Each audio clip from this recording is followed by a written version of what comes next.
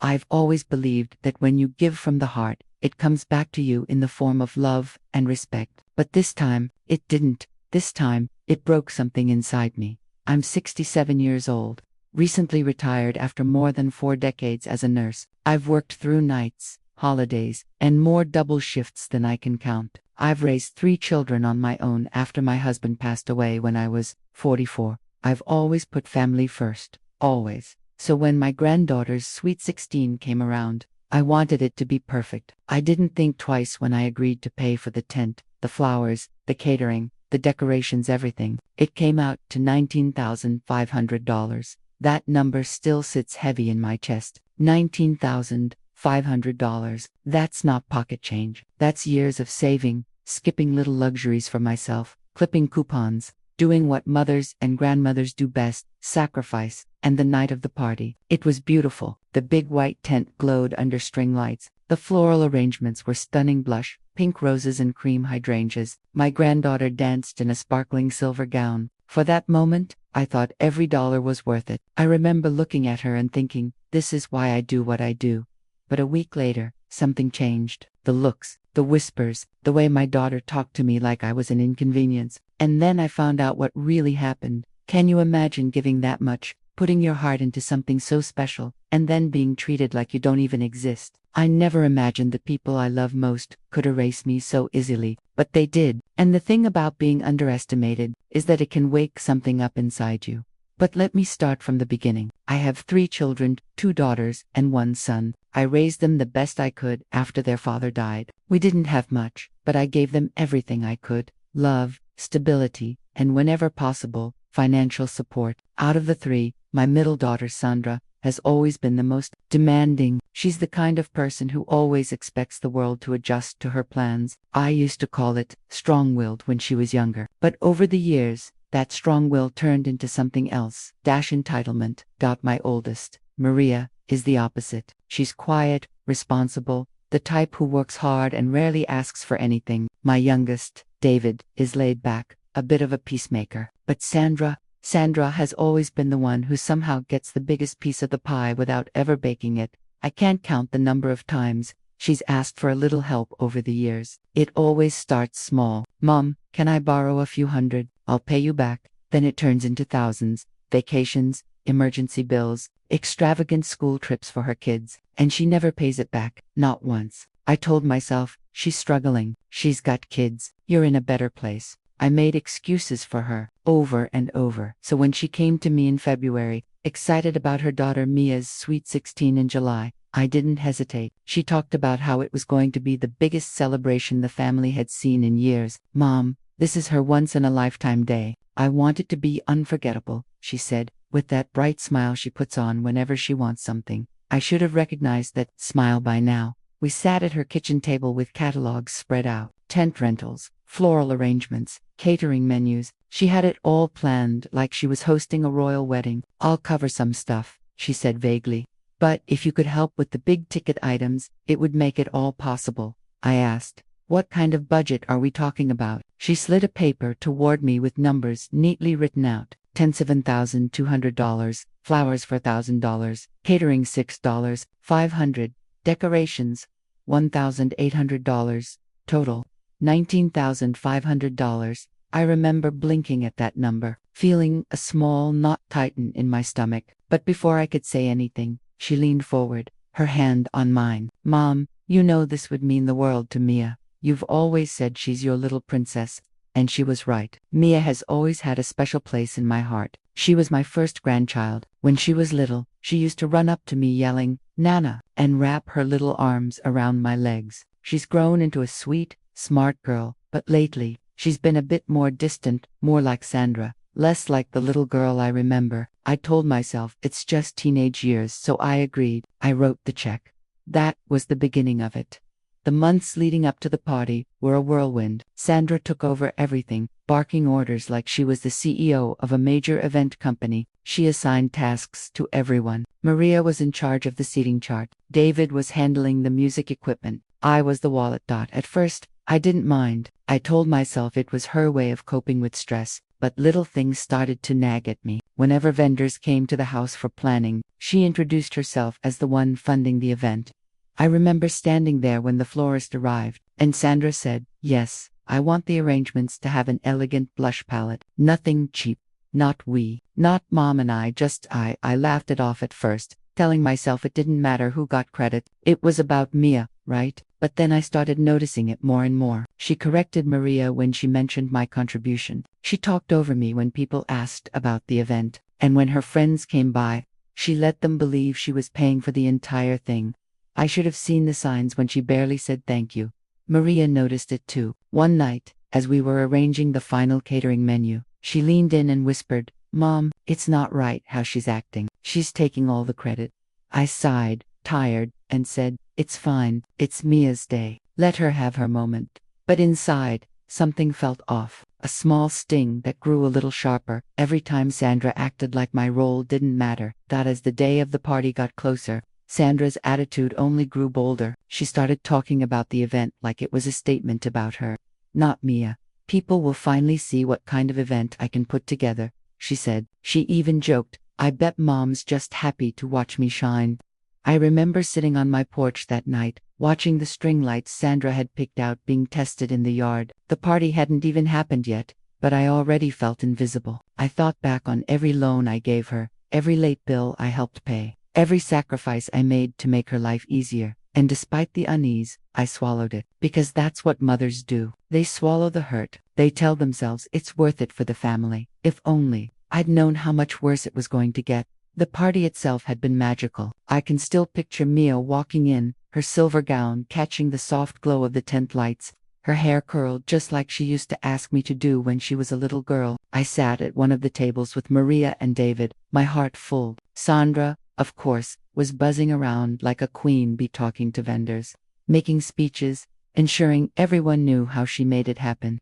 Even that night, I felt the first sting. She gave a little toast toward the end of the evening. I remember it word for word. She said, "I want to thank everyone for coming and celebrating Mia. This night took months of planning, and I worked so hard to make it perfect. It's exactly what she deserves." I waited for it, for her to mention me, even a little nod. Nothing came. The next morning, I brushed it off. She was nervous. She forgot. I told myself I didn't want to ruin the memory of Mia's night over a lack of acknowledgement. But as the week went on, the ache started to turn into something sharper. It started with a phone call from Denise, a close family friend. "Hey, Evelyn," she said hesitantly. "I just wanted to say, the party was incredible. Sandra really outdid herself. I can't believe she paid for all of that. She must have spent a fortune." I froze. "What do you mean she paid for it?" "Well, she was telling everyone at the brunch on Sunday that she covered everything," Denise continued. "She even joked that she might need a second job after all those bills." My stomach dropped. I didn't even know there had been a brunch. I hadn't been invited. "Sunday brunch?" I asked slowly. "Yeah," Denise said, clearly confused. "The thank you brunch she hosted for some family and friends. Didn't you go?" My throat tightened. "No, I wasn't invited." When I hung up, I sat in silence. It wasn't just about the money, it was about being erased. I had poured nearly $20,000 of my savings into that night, and Sandra was telling the world she was the one who made it happen. I felt like someone had taken a knife and carved me out of my own family story. I went on social media later that evening. I hadn't planned to, but something in me needed to see it with my own eyes. I clicked on Sandra's page. There it was, post after post of her beaming in front of the tent, standing next to the catering spread, posing with Mia under the flower arch. Her caption read, "Every detail of this night came from my heart. I wanted to give my daughter the best sweet 16 possible. All my hard work paid off. #proud mom. #worth every penny." My hand trembled as I scrolled through the comments. "You're such a great mom, Sandra. Everything looked so expansive. Wow, I can't believe you pulled this off all by yourself."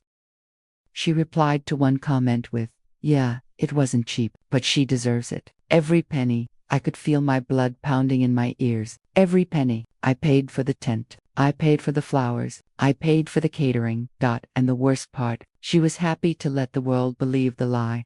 I texted her, "Can we talk?" She replied hours later, "What about?" I typed, "About the party, about what you've been saying to people." She didn't respond that night. The next afternoon, I drove over to her house, unannounced. When she opened the door, she was in leggings and an oversized sweatshirt, holding a cup of coffee like nothing was wrong. "What's up, Mom?" she said flatly. I held up my phone, showing her the post. "What's this?" She glanced at it and shrugged. "A post about the party." "About my money," I said quietly. She sighed like I was inconveniencing her. "Oh my God, Mom, why are you making this a thing? It's just a post."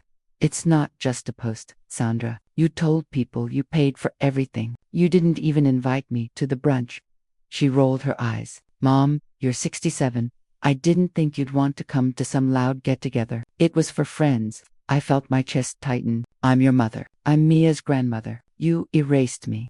Her tone sharpened. "I didn't erase you. I just didn't feel like broadcasting that I couldn't afford it." "What, did you want me to tell everyone? Oh, my mommy paid for it. That's embarrassing." Embarrassing. That word stung more than anything else, she said. "I didn't help you because I needed recognition. Sandra, I helped you because I love Mia. But this lying, pretending, that's not okay." She put the coffee down on the counter. "Mom, honestly, you're overreacting. Everyone knows I planned it. So what if I didn't mention you wrote the checks?" "It doesn't matter. It matters to me," I said. My voice cracked on that last word. Just then, Mia came downstairs. "Nana," she said, surprised to see me. Double quotes. "Hi, sweetheart," I said, trying to hold my composure. "I didn't know there was a brunch." Her eyes flickered between me and her mother. "Oh, Mom said you were tired and didn't want to come." I felt the air leave my lungs. "She told you that?" Mia nodded slowly. I turned back to Sandra. "Why would you lie to her?" "It's not a big deal, Mom," Sandra snapped. "You always take everything so personally." I felt something harden inside me in that moment. The kind of quiet, cold hurt that doesn't just sting, it changes something. Then came the second blow. A few days later, I got a call from the tent rental company. "Hi, Mrs. Hayes," the woman said. "We just wanted to follow up on the outstanding balance for the lighting add-on. It's $1,200. Would you like to take care of that this week?" I frowned. "I paid everything in full," I said. She hesitated. "Well, the original balance, yes. But there were extra upgrades the night before the party. Your daughter signed off on them. We were told the balance would be covered after the event." My heart sank. "You mean I'm still on the hook for that?" "Yes, ma'am. The contract is in your name." I hung up and immediately called the florist, then the caterer. Same story. Sandra had added upgrades, premium arrangements, extra dessert tables, custom lighting. None of it was paid for. All of it under my name. It wasn't just that she'd erased me. She'd used me like an ATM. That night, I sat alone at my kitchen table, staring at the pile of receipts and statements. $19,500 had already left my account, and now there was more. She hadn't even told me. The humiliation burned deep. All those comments online, all those people thinking she'd made it happen, all while I was sitting here with my retirement savings bleeding out. Maria came over after work when I told her everything. She wrapped her arm around me and whispered, "Mom, this isn't okay. She's using you." I nodded slowly. I'd known it deep down for years, but this was different. This wasn't just borrowing money or forgetting a thank you. This was deliberate, public, cruel. As I looked at Mia's smiling face in one of the pictures from the party, I felt a wave of conflicting emotions. I loved her, but her mother had crossed the line, and pretending to be the bigger person this time wasn't going to make it right. For the first time in a long time, I felt something settle in my chest, not hurt, not sadness, resolve. That's when I knew I had to act. After that night, I didn't sleep. I lay awake, staring at the ceiling, replaying every single moment leading up to this. Her toast, the social media posts, the brunch I was deliberately excluded from, the bills in my name, the lies to Mia. I thought about the hundreds of times I'd brushed things off with Sandra over the years just to keep the peace. This time, though, something inside me had snapped. Part of me wanted to let it go. Just swallow the hurt, pay the extra bills, and tell myself it was for family. That's what I'd always done. But another part of me, the part that still had a spine, the part that remembered the years I spent working double shifts and going without so my kids could have more, whispered, "Why should I?" She didn't just take my money. She erased me. The next morning, I brewed a pot of coffee and opened the folder. I kept all the event paperwork in. I'd been meticulous about keeping records not because I didn't trust her, but because that's how I've always handled my finances. I started calling vendors, one by one. The tent rental company confirmed the $1,200 unpaid lighting upgrade. The florist said there was a $750 balance for last-minute premium roses Sandra added for the aesthetic. The caterer had a $980 tab for extra dessert trays and mocktails she decided on 2 hours before the event. Every single upgrade had my name on the contract. I went through the email, threads and text messages from the planning months, screenshotting everything. Every time I'd said yes, I'll cover that. Every time Sandra had texted me what to pay and where. I even saved her voice messages where she gushed about how, "Mom, you're the best, none of this would happen without you." Funny how she didn't say that in front of anyone else. Once I had the numbers in front of me, the reality hit. She hadn't just let me pay for the party. She'd used me as a blank check and then claimed the glory. I wasn't going to scream or throw a tantrum. That would make me look bitter, maybe even crazy. Sandra's good at spinning narratives. She always has been. If I was going to do this, I had to be smart.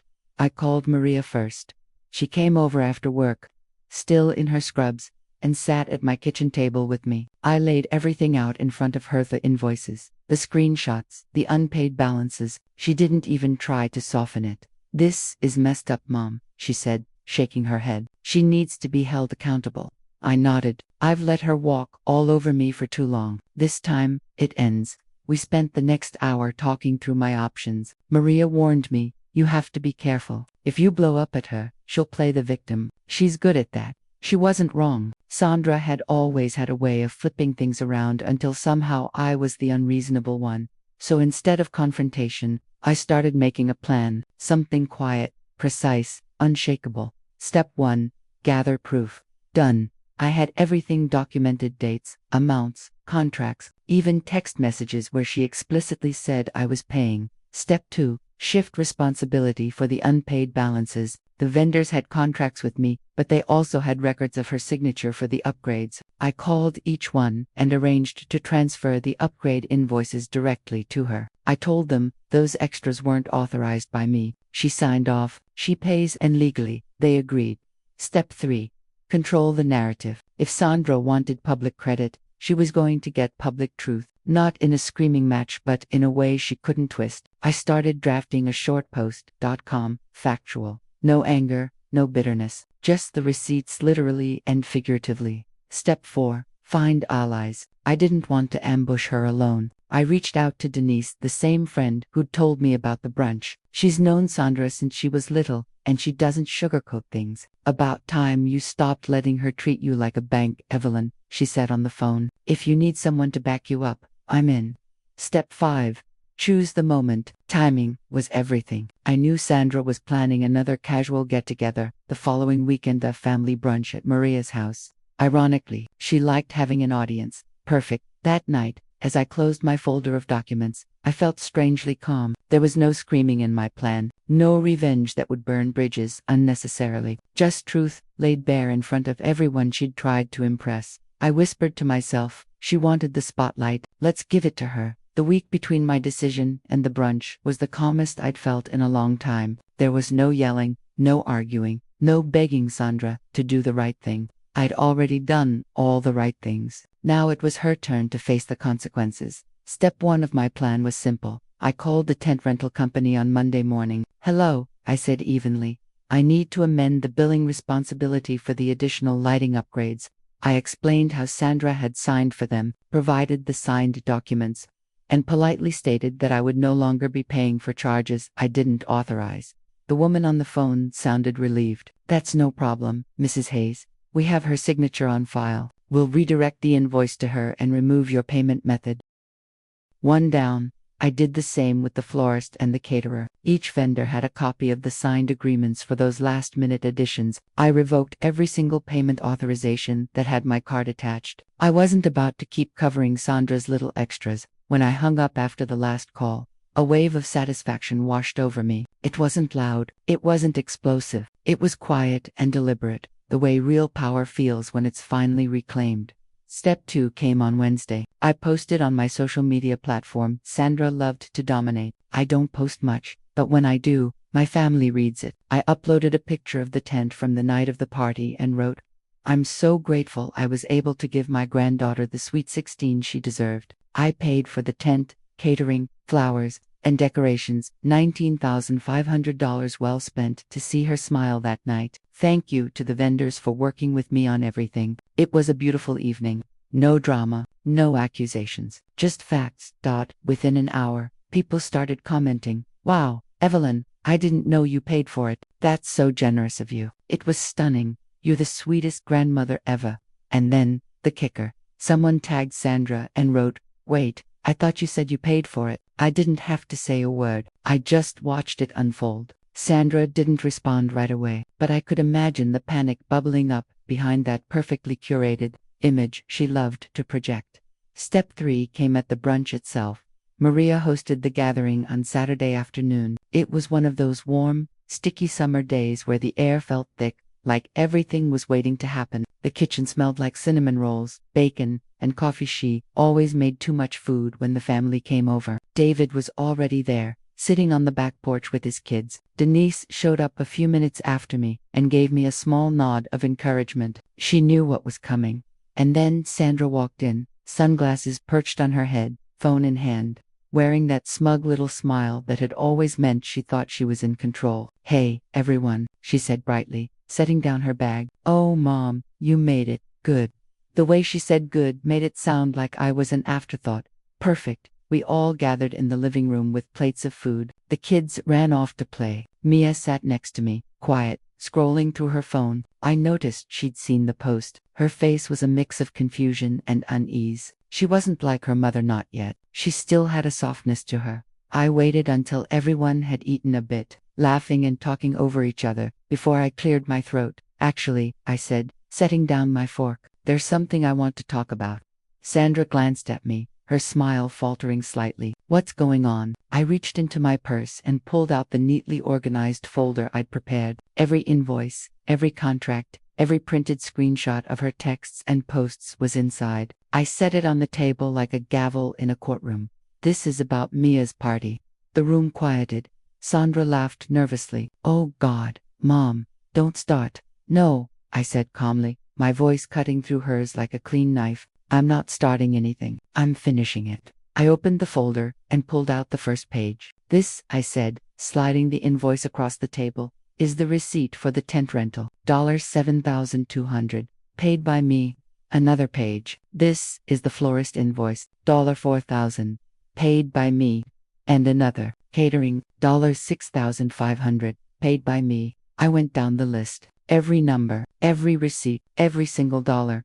The room was dead silent except for the soft whir of the ceiling fan above us. David leaned forward, eyebrows raised. Maria didn't even bother hiding her smirk. She'd been waiting for this too. Sandra's face started to flush red. "Mom, why our youth is so unnecessary." "Oh, I'm not done," I interrupted. "Because on top of that, you decided to add more charges. Lighting upgrades, premium roses, desert tables. Do you know what those cost?" I didn't wait for her to answer. "Another $2,930, all under my name." She stammered. "I spoke to the vendors." I continued evenly. "I transferred those invoices to you. You'll be getting the bills directly. And if you don't pay them, they'll come after you, not me." David let out a low whistle. Denise muttered under her breath, "Oh boy." Sandra blinked rapidly, her hands twisting in her lap. "Why would you do that?" "Why?" I asked, leaning forward just a little. "Because I didn't authorize them." "You did. You signed for them. And because I'm not your personal bank." She opened her mouth to speak, but before she could, Maria chimed in. "She's not wrong, Sandra. You've been doing this for years." Sandra turned on her. "Oh, don't you start." But Maria didn't back down. "No, you take, and you never say thank you. You let Mom clean up your messes while you pretend to have everything together. Not this time." Sandra's eyes darted between us like a cornered animal. "This is humiliating," she hissed. I nodded slowly. "Yes, it is." Then came the moment I'd been waiting for. I pulled out a printed copy of my social media post and slid it across the table. "I made this post earlier this week," I said, "because I decided I wasn't going to be invisible anymore." She snatched the paper and scanned it, her hands shaking. "You embarrassed me," she whispered. "No," I said softly, but firmly. "You embarrassed yourself. I just told the truth."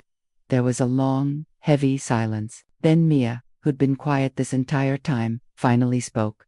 "Mom, why didn't you just tell people Nana paid?" she asked, her voice trembling. "She did everything for me."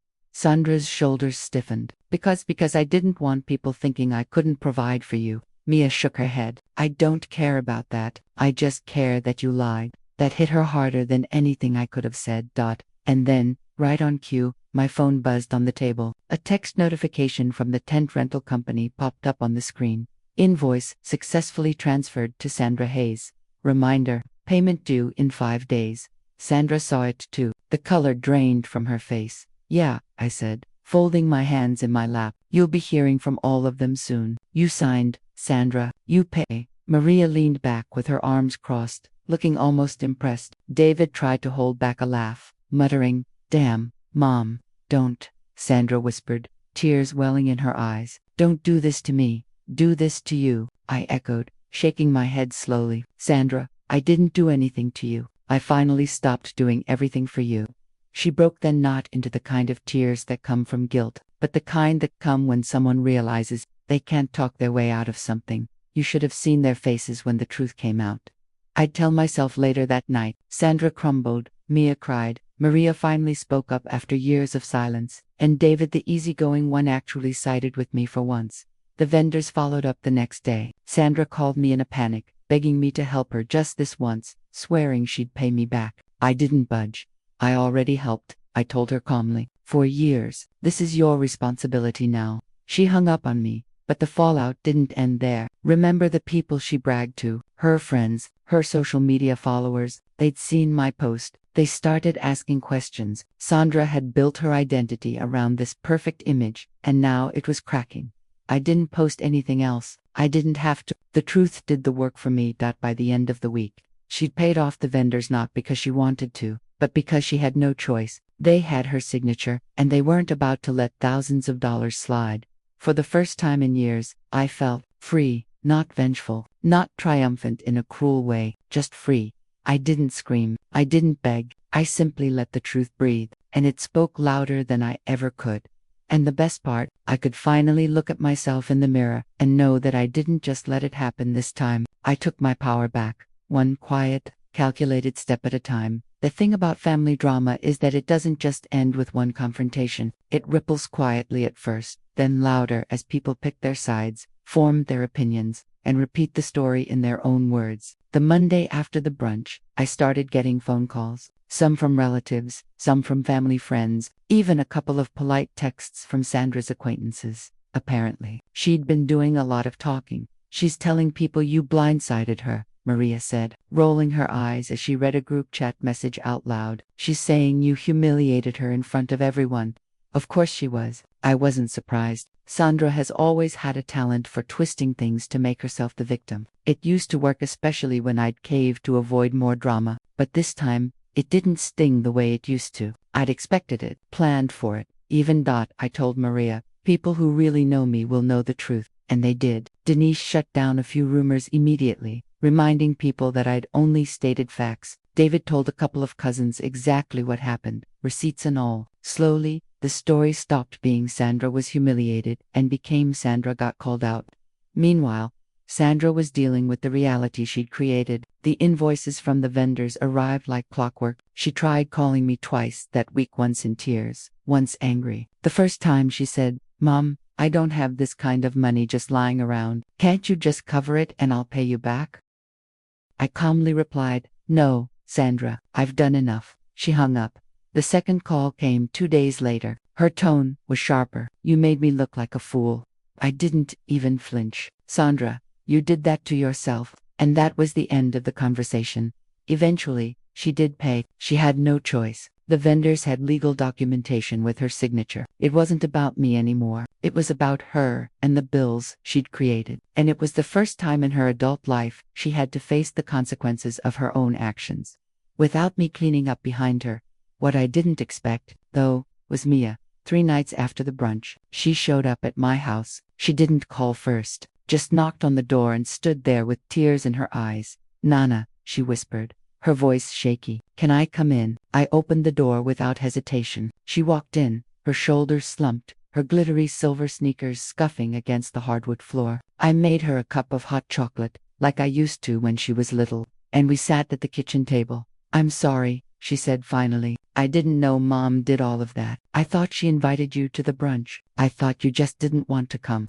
"It's not your fault, sweetheart," I said softly. "I feel so stupid," she whispered, tears slipping down her cheeks. "I should have said something that night. I should have thanked you." I reached across the table and squeezed her hand. "Mia, you didn't do anything wrong. I did this for you because I love you, but I also needed to make sure people understood the truth, including your mom." She nodded, wiping her face. "I love you, Nana." In that moment, all the anger I'd felt toward the situation melted just a little. Mia wasn't responsible for her mother's choices, and even though Sandra had tried to erase me, Mia came back to me on her own.